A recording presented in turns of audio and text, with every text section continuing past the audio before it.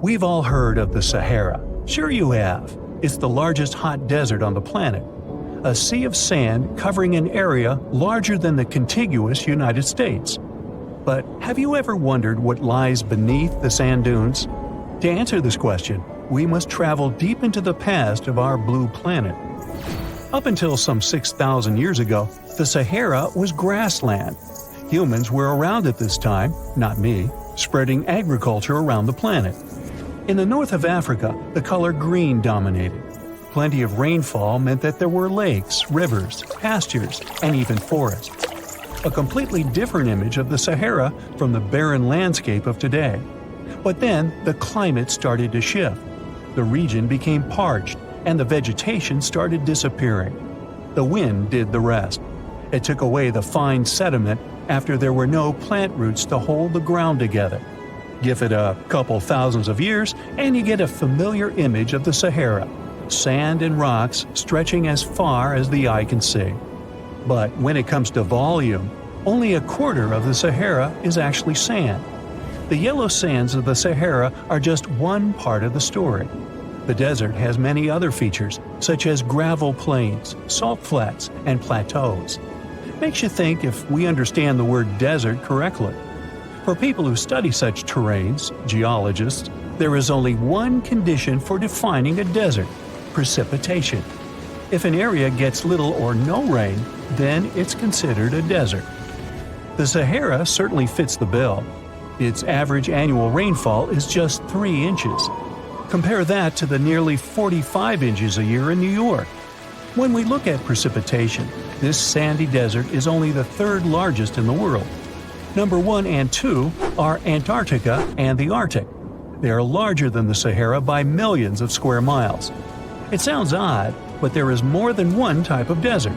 The first two are polar deserts, while the Sahara is a subtropical desert. But the difference in air temperature are staggering. In Antarctica's interior, temperatures plummet to minus 76 degrees Fahrenheit.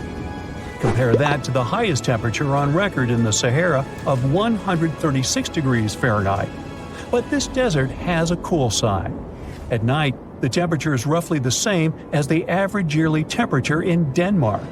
This hot and cold roller coaster makes it hard to choose the right outfit when venturing into the Sahara. And what about the sand? How deep is it actually? The depth varies between 70 and 140 feet. That's not too deep. If you put the Statue of Liberty in a tall dune, half of it would still stick out of the sand. Its vast amounts in the Sahara were created by aeolian processes. That's Greek for wind. Over time, it blows and shapes the surface of the earth. In dry areas with sparse vegetation, winds erode the ground much faster. That's what happened in North Africa. Under all that sand is the bedrock and cracked clay. If you started digging, you would find the same everywhere on the planet, with one important difference. There is some type of soil covering the bedrock. This is not the case in the Sahara. Because of the arid climate and a lack of vegetation, sand covers the ground below. Over the course of thousands of years, a lot of interesting finds ended up in the desert sand. For example, there are petrified tree trunks. These are essentially preserved prehistoric trees. They date back to the time when the region was lush green. In some places, the trees of this fossilized forest are at least 65 feet tall. The wood is so well preserved that you can still see the texture and knots. There are even fossilized pine cones. In 1992, scientists found glass fragments in eastern Sahara. These canary yellow glass shards were scattered across hundreds of miles. They didn't belong to an ancient civilization, although ancient Egyptians used them to make jewelry. In fact, the breastplate of King Tut had a beautiful scarab beetle centerpiece made from this desert glass. For a long time, scientists were puzzled about the true origins of these fragments. They finally concluded that the glass was around 29 million years old. It is an impact tape. If that sounds like it has something to do with the word impact, you are correct. These rocks are formed when a meteorite hits the surface of the Earth. This generates a lot of heat. Scientists estimate that the temperature needed to melt this mineral was close to 3,000 degrees Fahrenheit. Apart from the regular fine-grained sand, we also have melted sand in the Sahara. But the desert conceals other unlikely artifacts. Shark teeth are a common find in Morocco, which sits in the western part of the Sahara. What are the fossilized teeth of these marine predators doing in the middle of the desert? This part of the world looked entirely different millions of years ago.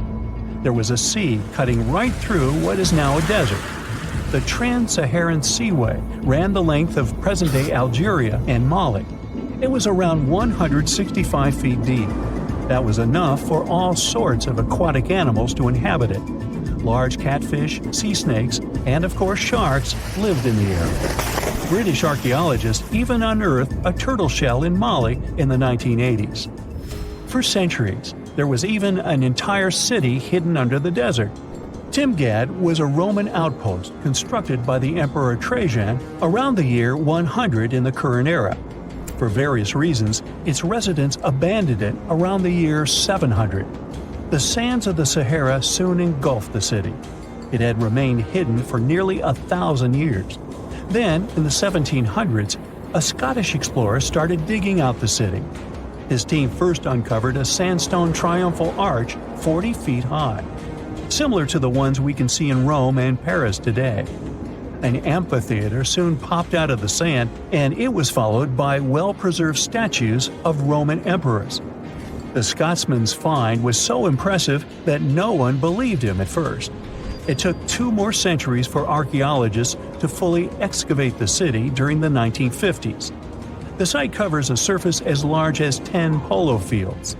The ruins reveal the full mastery of Roman city planning. All the streets meet at a right angle in what is known as an orthogonal grid. You can find the same layout in modern cities such as New York. Historians estimate that during its heyday, 10,000 people called Timgad home. Different nationalities lived here, from Romans to people of African descent. Today, more than 2.5 million people live in and around the Sahara. They are spread across 11 countries in total, and their living space is growing.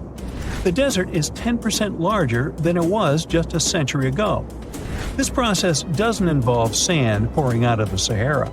The ecosystems on the edges of the desert simply change over time. The wind blows the soil away and vegetation dwindles. The perfect conditions for the formation of a desert landscape. These changes are happening in the Sahel, a region south of the Sahara Desert. That's why the African countries have recently come together for a project called the Great Green Wall. The primary goal is to stop the desertification of the Sahel and hold back the sands of the Sahara. Their plan is ambitious and involves planting a wall of trees from the west to the east of the African continent. The proposed forest is not only going to be long, but wide as well. The Sahara and the Sahel share a historic bond. Since antiquity, camel caravans have been making the journey from Africa's Mediterranean coast in the north to the savannas in the south. The golden age of this trade kicked off in the 9th century. The perilous journey took several months to complete. The route was 2.5 times longer than the length of the Grand Canyon. Explorers still find evidence of these ancient caravans hidden away under the sands of the Sahara. When you think of an epic desert scene with blazing sun, endless dunes, and those magical little oases, you probably picture the legendary Sahara, right? But what if I tell you that 11,000 years ago, this vast expanse of hot sand looked totally different than it does today? Yeah, I don't know, I wasn't around then. But I'm told that back then, what we now call a desert was a lush paradise, brimming with lakes, rivers, grassy plains, and even woodsy forests. So, where did all this water go? There are many stories about the distant past of our planet when deserts were covered with jungles and forests. And then something happened, like changing climates or colossal earthquakes, and it all turned green lands into dunes. But how about a theory that Sahara became a desert because of humans and goats? The Sahara has seen its fair share of wet and dry drama throughout the ages. mostly thanks to little shifts in Earth's orbital tilt, causing variations in how much solar radiation hits the atmosphere. There were even times called the African humid periods, when the rain would pour in and transform the dry landscape into a bright green haven. But between 8,000 and 4,500 years ago, something really funky happened to this region. Certain areas went from humid to dry way too fast to explain it by just orbital changes. In the blink of an eye, the lush Sahara turned into the Sahara we know today.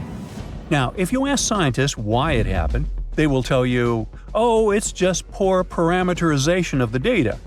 Bet you didn't get it, did you? What? Well, right, let me translate it from scientific to common human. It means they really don't know the answer themselves, and they got a bunch of missing puzzle pieces. But as scientists sifted through ancient dirt and pollen samples, they spotted a quirky trend. Wherever there were pastoralists, also known as humans with their domesticated animals, the plant life seemed to shift. It was as if every time humans and their furry friends meandered through the greenery, they turned it into scrub and desert right behind them. Oops. Yep, chances are that by overgrazing, humans were sapping moisture out of the atmosphere, since plants give off moisture, which helps make clouds and making things even sunnier, leading to a quicker end of the humid vibes. Plus, our ancestors may have been getting a little too cozy with fire for land management, further speeding up the desert takeover. Anyway, scientists are sure that this lush Sahara would have turned back into desert eventually, even if humans hadn't shown up, thanks to Earth's natural rhythms. So there's no need to pin this abrupt change solely on humans. It could simply be about nature getting feedback from vegetation and dust cycles. It's difficult to determine what caused these changes, as it's all interconnected. During the last humid period, the Sahara was filled with hunter-gatherers. As things got a little drier, they started herding animals for food. The weather pushed people to herd cattle. It's also possible that grazing sped up the landscape degradation. So, which came first, the chicken or the egg? Or in this case, the human or the cow? It's tough to tell with the evidence we have now. Now today, it's safe to say that water is no longer that big of a problem in the Sahara, even though it's a huge desert and the times of lush forests there are long gone. But technology's got us covered. For example, the Nubian Sandstone Aquifer System, the biggest underground water stash on the planet. It's nestled beneath the Sahara Desert's eastern edge and stretches across 4 northeastern African countries – Sudan, Chad, Libya, and Egypt, covering a whopping 770,000 square miles and holding around 36,000 square miles of groundwater. Just look at the pipes transported when it was being built. It's the world's largest irrigation project. No wonder it's feasible to thrive in the Sahara today. But imagine thriving in the Sahara Desert with just one water source. Sounds like a tough gig, right? But the ancient Garamantes did just that, surviving and even thriving for nearly 1,000 years without monsoons or rivers flowing to their desert paradise. These clever folks were the trendsetters of urban life in the sands, and even the Romans couldn't help but notice their genius. While many thought they were just desert-dwelling savages, the Garamantes were busy building an empire in one of the toughest climates on Earth. But how did they do that? Well, they got crafty and dug a whole bunch of underground tunnels to tap into a massive sandstone aquifer. They were literally squeezing every drop of life from under the dunes. But recently, research showed that the Garamantes weren't just hardworking, they were pretty lucky too. The Garamantes had an underground aquifer that brought water up to a hill where they built over 500 fogaras, which are irrigation systems, some stretching as long as 2.5 miles. It was like sipping water through a straw, which let them irrigate their crops for nearly a century, especially since even a little rain would help recharge the system. But eventually, due to rain insufficiency, the aquifer ran low, and reaching it again would have meant digging more tunnels and relying on more people. That's a tough problem, considering these people were in the middle of food and water shortages. Guess I don't need to tell you what happened to the Garamantes, do I? The fall of the Garamentian culture might be linked to several factors. It may have been due to climate changes, or they may have simply used their water resources too much. Back in the day, the Sahara Desert was actually fertile agricultural land, thanks in part to the cool irrigation system the Garamentians created.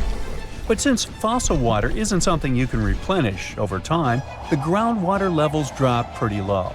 This likely played a big role in the kingdom's decline by the late 7th century CE. That sounds like someone who hit a lottery jackpot, used up all the money, and went back to their original not-so-cool job once the bank account got fully drained.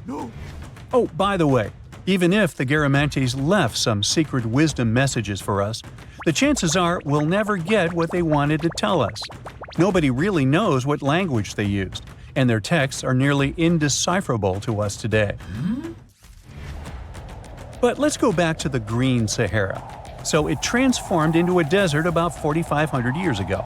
But today, we can understand how people lived in those times in the Sahara thanks to natural parks in Africa that have the ultimate outdoor art gallery. There are well over 15,000 ancient paintings and carvings depicting everyday life from around 11,000 years ago. However, if the carvings aren't enough for you and you feel like visiting an actual green desert, all you have to do is book a flight to California. One of the most beautiful phenomenon in the world, the super bloom, takes place here. Look at all these colors – orange, green, pink. It's a miracle. Wildflowers bloom right in the middle of a hot desert after several years of rainfall in dry places. It's such a bright and colorful landscape that super blooms can be seen from space.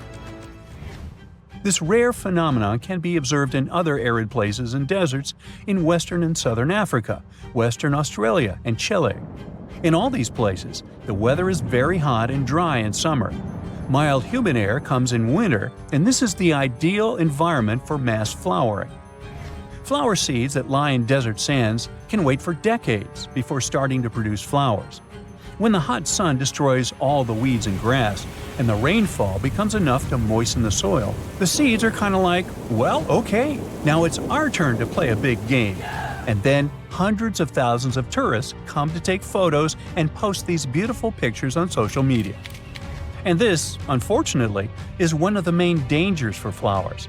Therefore, if you find yourself in a place like this, don't pick the flowers and don't trample on them. Stay on the path, don't litter. Take only pictures and leave only footprints. You get it? Good. Now, if you were to check out the Sahara from space right now, instead of a barren wasteland, you'd spot a surprising sight. Dry land sprinkled with some lakes and rivers in Morocco and Algeria, all thanks to some heavy rains in early September 2024. These aren't oases. This is just the Sahara going back to the factory settings. Believe it or not, eons ago, one of the biggest deserts on Earth was actually a lush paradise full of greenery. Let's first see how the Sahara turned into a desert. During the last ice age, Earth was much colder, and big ice sheets covered a lot of the land. At that time, the Sahara Desert was significantly bigger than it is today, and on our planet there were fewer tropical forests. And the cooler temperatures changed how rain was distributed in the tropics. Now, normally, warm air rises in the tropics, which helps create rain.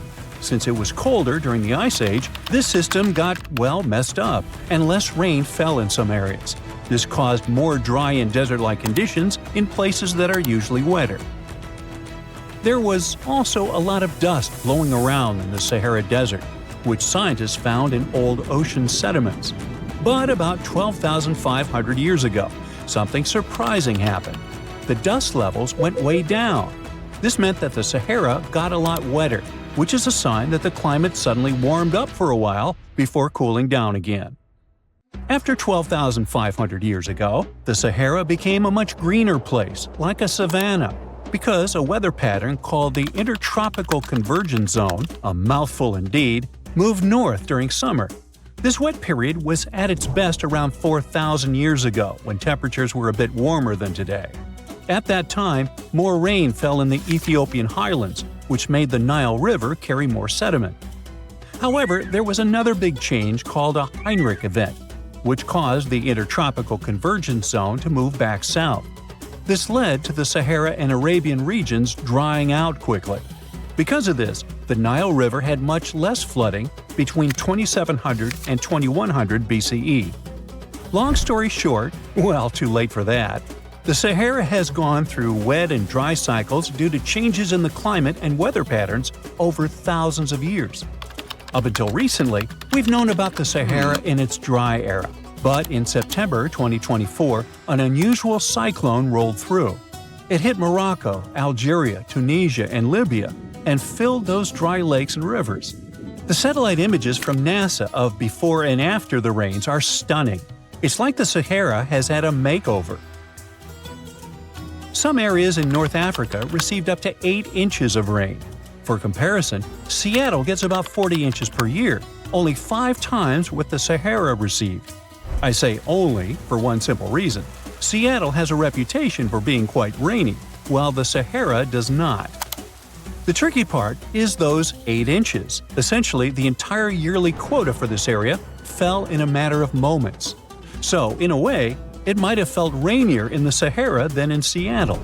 The mountains funnel the water into ephemeral lakes in northern Algeria, which recently expanded to over 70 square miles and reached depths of more than 7 feet. That's enough water to sustain it for a year. So what exactly are these ephemeral lakes? Well, they're basins that fill up for a short time each year, but might stay dry for several years if the rain doesn't cooperate. Sometimes water flows into them from a small surrounding area, or it can just be good old-fashioned rain. Now, a big question arises. How come these lakes exist in the first place? Well, generally they form because there's excess water trapped on the surface. But the soil in the Sahara is incredibly dry. Shouldn't it act like a sponge? It must be thirsting for moisture. Well, think about how eagerly your potted plant drinks up water when you return home from a vacation. However, no matter how parched it is, dry soil can only absorb a limited amount of water, which is often quite small. And just like your potted plant, it doesn't necessarily drink it all. You might simply be overwatering. Or, if you check the saucer below, you could find a mini flood. Another significant factor preventing the soil from absorbing water is the lack of vegetation. Under normal conditions, trees, shrubs, and various plants help retain moisture. In the desert, however, it's nearly impossible. There may be a few palm trees, but that's about it. This also explains the formation of those temporary lakes. Precipitation that isn't held by plants accumulates in low-lying valleys and depressions, creating these fleeting bodies of water. These lakes may only last for a limited time, but that doesn't mean they shouldn't have names. For instance, the beautiful lake adorned with swaying palms that you see is called Lake Yasmina, located in the oasis town of Merzoga. In certain areas of the desert, where the dunes rise, it may appear as though you're looking at a mirage, but it's not. The sand dunes are partially covered by water. Remember how I mentioned 8 inches? Well, that's not entirely accurate for some regions. In fact, there are places where the flooding is so extensive that the palms are submerged up to their crowns. Now, the last time we saw a downpour this intensive was 30 to 50 years ago. But this rain is more than welcome. After 6 consecutive years of drought, Morocco really needed it. Lakes that had been dry for decades, like Lake Ariki, are finally getting some much-needed water. A recent analysis revealed that out of the hundreds of storms that have hit the region since 2000, only 6 brought enough rain to start filling up this lake. And of those, only 2 resulted in a lake level higher than what we saw in September 2024. So while this torrential rain seems like a blessing, the big question is, will it last? The answer is yes. When humid air from near the equator meets the hot, dry air from the north, the Sahara Desert tends to get more rain. Scientists say this collision zone is shifting further north as the planet warms, and it warms, so it's likely to keep moving that way over the next couple of decades. So I seem a bit overly optimistic about this, and the truth is, the news isn't entirely positive. The reality is that no one was truly prepared for a flood situation like this. Moreover, remember that this isn't some Southeast Asian country where people are accustomed to dealing with water. This is the bone-dry Sahara. That said, I think you know what I'm getting at. Tragically, at least 18 people lost their lives to the intense rains in southern Morocco. The authorities are gearing up for even more heavy rain in the region. But if that's the case, could it mean the Sahara is facing extinction? And what would that even mean for us? It might sound a bit strange, but our planet actually relies on deserts, and the Sahara is no different. At first glance, it may seem like a barren wasteland, and it's nothing to write home about. But deserts play a crucial role in our ecosystem. They act as major carbon storage sites and are considered net carbon sinks, with the Sahara alone holding an estimated 1 trillion metric tons of carbon. In the fight against climate change, these existing deserts are like a buffer, helping to keep the temperatures within acceptable levels. Yeah, deserts are scorching hot, but they act as the world's air conditioning. Plus, desert sands are an unexpected source of nutrients for lush areas like tropical rainforests. Believe it or not, scientists have found that the sand particles from the Sahara have a hand in nurturing the Amazon rainforest. These particles travel across the Atlantic Ocean, riding the winds all the way to South America, where they enrich the soil in the Amazon basin. Without the Sahara, experts believe the Amazon rainforest could face serious collapse.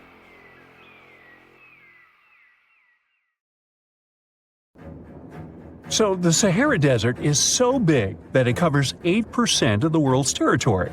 It's bigger than the USA or China. Surprisingly, the Sahara is not the largest desert in the world. It is the third largest, behind Antarctica and the Arctic. But it is definitely the hottest one. Temperatures there reach 136 degrees Fahrenheit. This place has some of the most incredible sand dunes you've ever seen, towering up to 1,476 feet. But here's the kicker. There's a real risk that these dunes might continue to spread until they cover the entire world.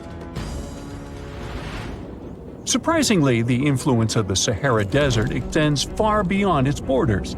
Its dust, carried by powerful winds, makes its way to the UK and across the European continent, particularly in winter. This dust, settling on the ground where it rains, is a familiar sight to those in the UK, often leaving a red residue on cars.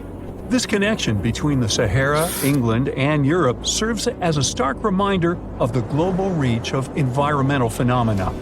You might think this is not a big deal, but it could turn Europe into a desert, leaving its soil infertile and Europeans with no food. Soil is a fundamental aspect of human existence, just as crucial as clean water and air. Without it, we're left with nothing but a bleak and barren landscape. The Sahara Desert has already made its jump across the Mediterranean Sea, which is concerning and could change the landscape forever. 1/5 of Spain has already turned into a desert. The next victim is Italy, which also faces the problem of desertification. In fact, almost all European countries have the same issue. According to an expert, the land that has not changed for nearly 2,000 years will become mostly rock, and people living on this land will be gone. 60% of the soil in Moldova is gone, and the problem has expanded beyond the Black Sea. It has reached China and Mongolia, thousands of miles away from the Sahara Desert. All of this causes losses of $4 billion a year. The threat is so significant that even the UN has gathered the necessary resources to solve the problem as soon as possible. Italy is sending help to Africa to stop the Sahara Desert from expanding. If this process does not stop in the next 10 years, millions will be forced to leave their homes. The Sahara Desert is growing for approximately 30 miles per decade.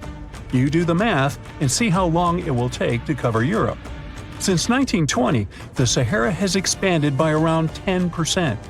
But not all hope is lost because more than 172 countries have joined to put a stop to the desertification of the world.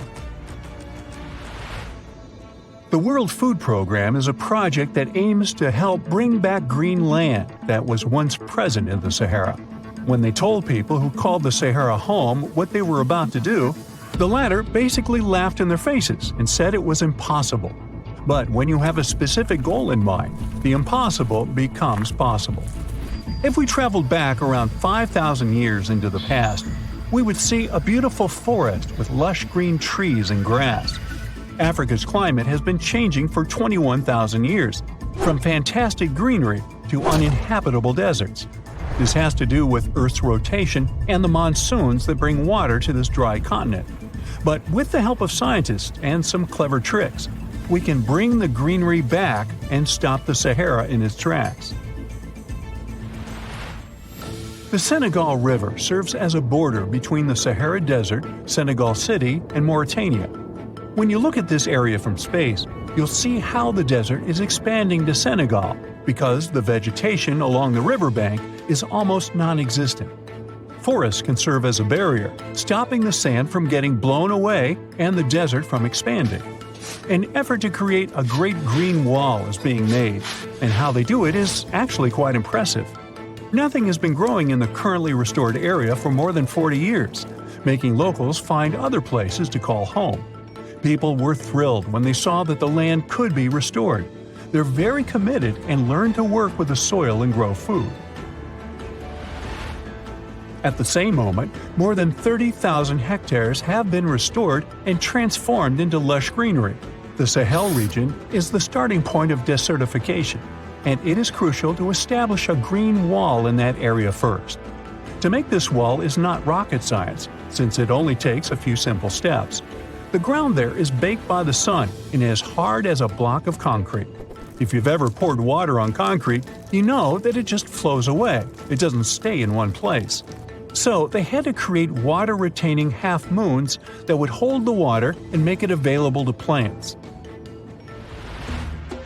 When you learn about how these half-moons work, you might say, how did they not think of that sooner? Actually, this technique is ancient, and it was once implemented in Sahel, but it was lost over time. When the rain falls, the water is collected into the half-moons that are positioned a bit lower than the ground below contour lines. There is also a kind of bank at the end of the shape that prevents water from overflowing. And in the middle, there are plants that are happy because they have plenty of water to thrive. Also, it's essential to grow native plants that are kind of used to harsh conditions, like sorghum and millet. These plants have been surviving there for thousands of years and produce a good amount of biomass, which means the land can be rehabilitated faster and people will have food sooner. The water that will enter the half-moons won't be lost. It will penetrate the ground and top off underground waters.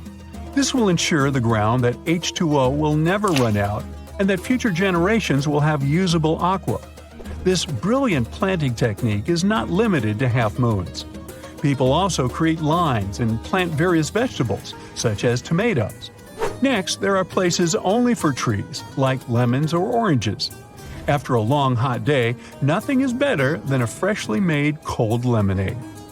The trees will also protect the soil, and with some luck, there will be a new forest in the Sahara Desert. The goal is to copy the forest dynamic. Start with small plants and gradually expand to bigger plants that are more useful than the tiny ones. They are aiming to plant more than 10,000 trees. Right now, many people are leaving the Sahara after the rainy season, going to cities or leaving Africa altogether. At this time of year, villages are like ghost towns. Only animals can be found there. Most people are gone. I mean, who would blame them? Nobody wants to live in the sand where nothing grows. Luckily, with all this new, old technology being developed, many people are slowly but surely returning to their land and starting to work in agriculture. The best thing is that there are no brutal winters, so plants grow 12 months a year, and people can always have food. People are becoming more social because now everybody stays in their villages and doesn't travel much. If this project works out, Africa will be saved, and the world won't turn into a giant desert. You're flying over the Sahara Desert in a small, light aircraft when you spot something truly weird. It seems to belong to a very different part of the world, the ocean. But what ocean can be huge enough for this monstrous sea star to dwell there? You descend and realize that it's not a sea star. It's a towering dune with a pretty unique shape, and it's not alone. From afar, these magnificent sand structures look a bit like pyramids. They have pointed tops and radiating arms. Called star dunes, they're the most complex and largest desert dunes in the world. They're the tallest of their kind, but that's not the coolest thing about them. Researchers have found similar formations on Mars and even on one of Saturn's moons, Titan. Star dunes aren't super rare, but they're especially widespread in southeastern Morocco near the border with Algeria. That's where you're flying at the moment, and the breathtaking dune you're marveling at is Lella Lalia, probably the most famous of them all, a giant 330 feet tall. Scientists believe that it formed in less than 1,000 years. How about doing some research to find out more about these unusual formations? There, I see a great spot for landing. Star dunes got their name because of their multi-armed shapes. They form in areas where winds change direction throughout the year. But even though you can find them in different places on our planet, there is just one confirmed star dune in the rock record, the collective record of Earth's development reflected in preserved rocks. The star dune in question is in Scotland, and it's ancient, from about 250 million years ago. That's all we know about super old star dunes. Probably because we don't know what to look for to identify one. Another problem: star dunes often form in remote locations, which makes them extremely difficult to study. Imagine reaching the nearest settlement, then somehow traveling who knows how many miles to the dune itself, and then slogging up several hundred feet of shifting sand. I'll pass. But you can go since you've already landed, and the dune is right here in front of you. Currently, you're in a dune field called Erg Shabi. Lucky for you, this area has long become a popular tourist stop. Look, in the distance, there are hotels and even a good road. Scientists who examined Lella Lalia before you used ground-penetrating radar to find out more about the sand formation. This equipment can detect the tiniest differences in sand grain sizes and water content under the surface of the dune. That's how you can create a picture of its interior layers. Look out! Phew, it was a close call. See this trench? The researchers dug such trenches to take samples of long-buried sands and then examine them. It's a pretty cool process. The thing is, while buried deep inside, the quartz in the sand accumulates radiation coming from natural sources within our planet. We can compare the grains of quartz to minuscule rechargeable batteries. They can store the energy they get from radiation. When researchers bring them to the laboratory, they can make the grains release that energy, which comes out in the form of light. Scientists can measure the brightness and say when the sand enjoyed sunlight for the last time. Now, when those experts who dug the trenches looked inside Lella Lalia, they were shocked. The enormous formation turned out to be very young, for a dune, of course. You'd expect a dune that is several hundred feet tall to be pretty old, like thousands or tens of thousands of years. But that wasn't the case. Well, at least not entirely. The upper part of the dune has turned 900 just recently. But look at the sand near the base of the dune. Yep, right there. Well, it was buried there around 12 or 13,000 years ago, representing ancient dunes in the area. Those good old dunes were active for a couple thousand years, and then something went wrong. Because for a whopping 8,000 years, the sand wasn't accumulating there. A mystery? Scientists might have an explanation. You see, the first part of this quiet period occurred during the time when the climate became warm and wet. Yep, even in the Sahara. It happened about 11,700 years ago. It was the end of the last ice age and the beginning of a new era, the Holocene. And guess what? The Sahara went green. It started blooming like your local botanic garden. Plants started popping up all over the place, stabilizing the sand. If you had visited the Sahara during that period, you wouldn't have recognized this place. But you would have likely come across humans wandering marshy landscapes and hunting for food. Researchers have found pottery fragments and stone tools on one side of Lella Lalia. That's true. As sand dunes form and then shift throughout their lives, they swallow and protect ancient remnants of life. Just dig well enough and you might find something that will provide you with a window into the past. It can be ancient fossils, anything from fossilized shells and corals to prehistoric plants. Those can offer precious insights into the history of our planet and the living beings once inhabiting certain regions. Now, it might come as a shock, but in the Sahara Desert, scientists have uncovered well-preserved marine reptiles and fossilized fish within the layers of those ancient sand dunes. They are the remains from the time when the Sahara was covered with a sea millions of years ago. Anyway, it's time to leave that ancient paradise if you want to survive. 4,000 years ago, the wet period came to an end, and the Sahara dried out again. Interestingly, our dune didn't begin building up right away. For some time, sand probably blew through but didn't accumulate. Or the dune could have started growing in a different location. And it's a valid theory since scientists have discovered recently that Leilolalia shifts around 1.6 feet every year. It also accumulates about 6,400 tons of sand every year. Now, if you've been inspired by your dune trip and are now eager to explore more of them, I've got some unpleasant news for you. Unfortunately, although there might be star dunes locked in sandstones around the globe, they're super tricky to detect. The problem is, dunes are huge, but they lack a single distinguishing feature. So you'd really need large exposed beds of rock if you want to get a wide enough view to identify a star dune.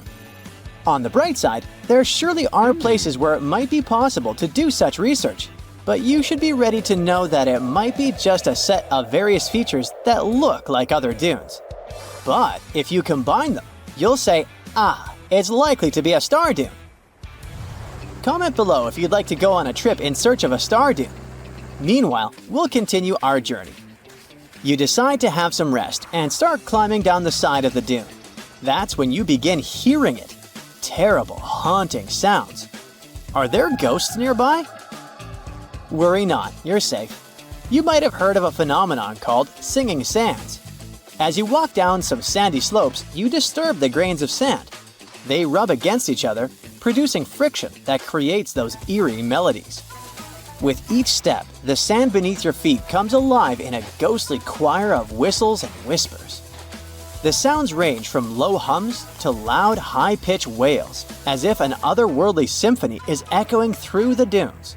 But of course, scientists have their own very practical explanation, attributing this phenomenon to the right atmospheric conditions combined with the unique size, shape, and moisture content of the grains.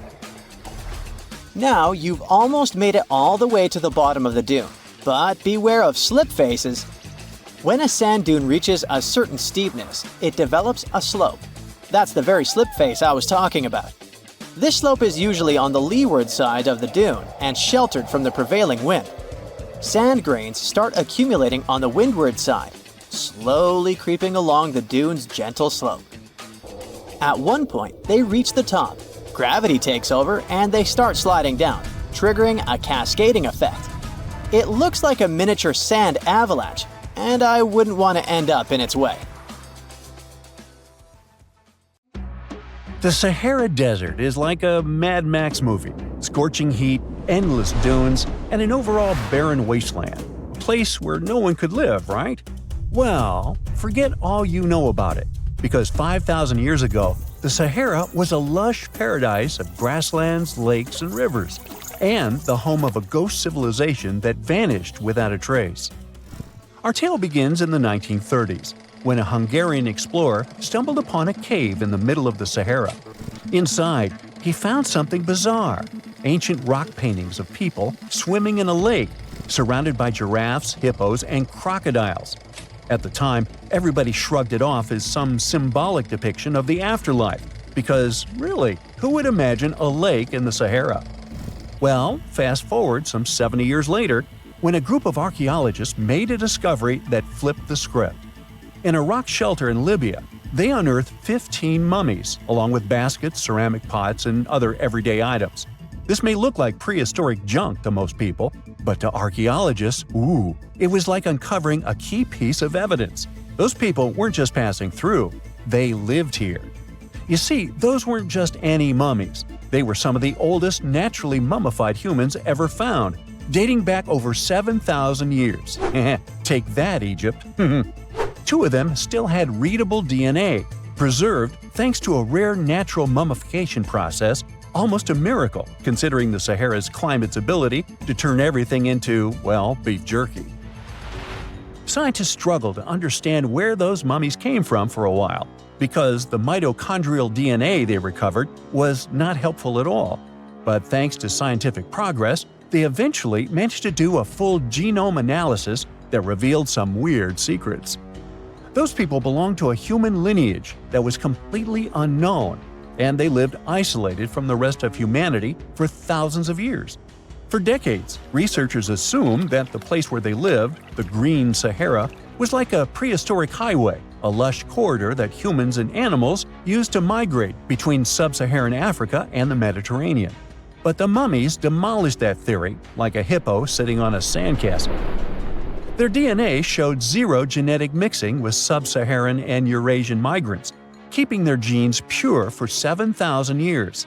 Their closest genetic relatives weren't their neighbors living right below the famous desert, but some ancient hunter-gatherers from Morocco, and even some guys that lived in the Czech Republic, when it wasn't even a country yet, 50,000 years ago. We're not out of the woods yet, because those mummies also carried some teeny-tiny traces of Neanderthal DNA, just 10% of the amount found in modern Eurasians. Now, if you paid attention in school, then you know that Neanderthals lived in Europe and Asia, and early humans only mixed with them after migrating out of Africa. But those Green Sahara folks never left Africa. So how did they get Neanderthal genes? The leading theory is that their ancestors mingled with Neanderthals in North Africa 50,000 years ago before settling in the Sahara and cutting off contact with the outside world. Archaeologists also found cattle bones and tools made of stone and wood at that rock shelter, proving that those people led a thriving pastoral lifestyle.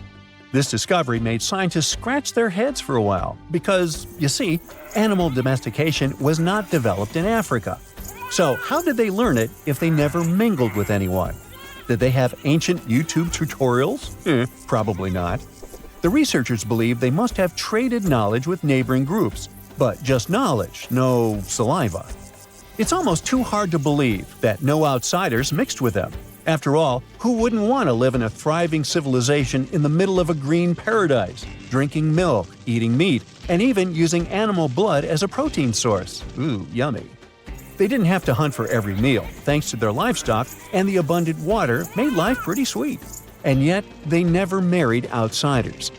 Why? Maybe it was a cultural choice to never date outside their own group. Or maybe the landscape itself kept them isolated. This is where scientists place their bets. They believe that the dense forests and rivers that existed in the Green Sahara acted like nature's no trespassing sign, creating a geographical barrier that isolates animals, plants, and whole societies. This isolation is the reason why their genes were so unique. These guys weren't swapping spit with anyone else. But this genetic time capsule almost didn't survive. For most of the last ice age, the Sahara was even harsher than today, a true dead zone where humans couldn't survive. 70,000 years ago, even the toughest people disappeared, retreating to the Nile Valley and the Mediterranean coast. Why? Because Earth was a climate bully. Massive glaciers stole all the moisture, weakening monsoons until rain clouds barely reached North Africa. Then came the knockout punches. Armadas of icebergs flooded the North Atlantic, triggering devastating droughts each time. This was the Sahara's ultimate keep-out era. Now, you're probably wondering how in the world the Sahara turned green after all this, and then went back to being a desert again. Well, it all started 15,000 years ago, I wasn't around then, when Earth was shaking off the last ice age. Our planet's axis was a bit wobbly, and because of that, the northern hemisphere got closer to the sun, getting extra sunlight and heat. This eternal summer turned North Africa into a giant moisture magnet, pulling water from the Atlantic and making it all rain down on the Sahara. The result of this ridiculous amount of rain was a lush savanna, complete with lakes the size of small countries. But the African humid period was not just a one-time miracle. The truth is, this eternal on and off switch between green and desert happened to the Sahara more than 230 times since the desert was born. During one of these events, the Sahara even expanded, getting bigger than it is today. So when the green Sahara showed up, you can bet it brought the ultimate ecosystem glow-up. This wasn't just a light dusting of grass. We're talking full makeover. The transformation was so complete, it even reshaped animal populations. Cheetahs suddenly struggled with the new prey dynamics, while rodents like the multi-mammate mouse thrive in the suddenly abundant grasslands. But don't pack your prehistoric swim trunks just yet. This paradise had teeth. The Sahara was an ecological maze of crocodile-infested rivers, malaria-carrying mosquitoes, and big cats lurking in the tall grass. Crossing it would have been like playing a real-life game of Hungry Hippos. This is probably why more groups didn't settle permanently. The Sahara's climate cycled between wet and dry every 20,000 years, hardly a stable zip code. For most ancient people, it was smarter to treat the green Sahara like an all-you-can-eat buffet, grab resources and leave before the desert returned. Still, this green Sahara period lasted for 10,000 years, giving our mystery shepherds plenty of time to thrive. But around 5,000 years ago, Earth's axis shifted again, the rains moved away, and the Sahara dried up faster than a puddle in July. As the desert returned, the shepherds from the green Sahara had no choice but to pack up their livestock and leave. Some researchers believe they migrated toward the Nile, laying the groundwork for ancient Egypt, so I guess their legacy lives on. Besides, their pure lineage may be extinct by now, but some faint genes of the mummies can still be found in the people that live in North Africa today. But the introvert mummies were not the only ones using the green Sahara as an Airbnb. They actually had neighbors just around the corner, in a lakeside village in Niger to be exact. Those people thrived for 5,000 years and left behind the oldest Sahara Desert cemetery, including a man buried in a turtle shell, a grinning Halloween man with filed teeth, and a heartbreaking family embrace frozen in time, victims of the very waters that sustained them. Eventually, those people disappeared too, just like it happened to our antisocial friends. This proves that this desert outsmarts everyone, with a landscape that gives paradise with one hand and takes it away with the other.